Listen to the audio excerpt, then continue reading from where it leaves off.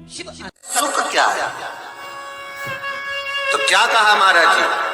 भगवान शिव कहते हैं, अरे पार्वती, 1000 अश्वमेध यज्ञ में अग्नि कुंड के अंदर पूर्ण आहुति पर जो गोला समर्पित किया जाता है और एक बेल, एक पीला बैसाख महीने में जो मुझे समर्पित कर देता है, उसको 1000 अश्वमेध यज्ञ का पुण्य फल प्राप्त हो जाता है। मात्र एक बेल।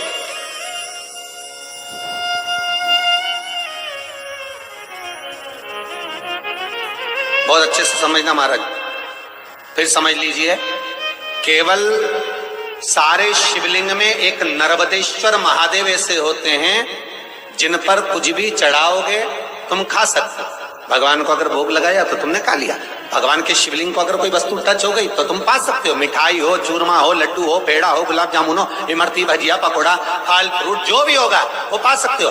पर नर्मदेश्वर शिवलिंग को छोड़कर शिव महापुराण के अंतर्गत विद्धेश्वर संहिता में लिखा हुआ है कि बाकी के जितने शिवलिंग होंगे उसको, फिर चाहे मैं गंगा के जल से निकला हुआ कंकर शंकर क्यों ना हूं, चाहे फिर मैं यमुना के जल से निकला हुआ कंकर शंकर क्यों ना हूं, चाहे मैं सरयू के जल से निकला हुआ कंकर शंकर क्यों ना हूं, चाहे मंदाकिनी के जल से निकला हुआ कंकर शंकर क्यों ना हूं, हे पार्वती, फिर जो भी शिवलिंग पर वो बेल समर्पित होता है वो बेल उठाकर जीव अपने कार्य में ले सकता है। ये माँ उमा से कह रहा है। तो उस बेल की महत्वता जानेंगे।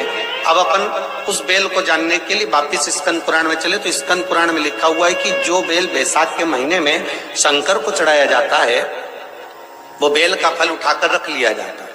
बैसाख के महीने में उस चढ़े हुए, बाकी का आपको बेल का फल खाना हो तो बात दूसरी, पर चढ़ा हुआ जो बेल का फल है वो पूरा बैसाख नहीं खाना। बैसाख के बाद में अगला जो महीना आए उस महीने के अंदर उस फल के अंदर का गुर्दा निकालकर उसको सुखा लीजिए और सुखाकर जिस व्यक्ति को पत्थरी की बीमारी हो और जिस व्यक्ति को पेट में बहुत भोजन पचता ही नहीं है, पूरा शरीर पाचन क्रिया बेकार हो गई, उस व्यक्ति को केवल 7 दिन तक शंकर पर चढ़ा हुआ वो बेलपत्र प्रदान कर दीजिए। पत्थरी भी बाहर और पाचन क्रिया भी ठीक, जिंदगी भर तकलीफ नहीं। उस बैसाख में उस फल की इतनी महत्वता बाबा भोलेनाथ स्कंद पुराण, लिंग पुराण, नर्मदा पुराण, पद्म पुराण के अंतर्गत, शिव महापुराण के अंतर्गत वर्णन कर, उसकी महत्वता वो बेल का फल साधारण नहीं हो सकता।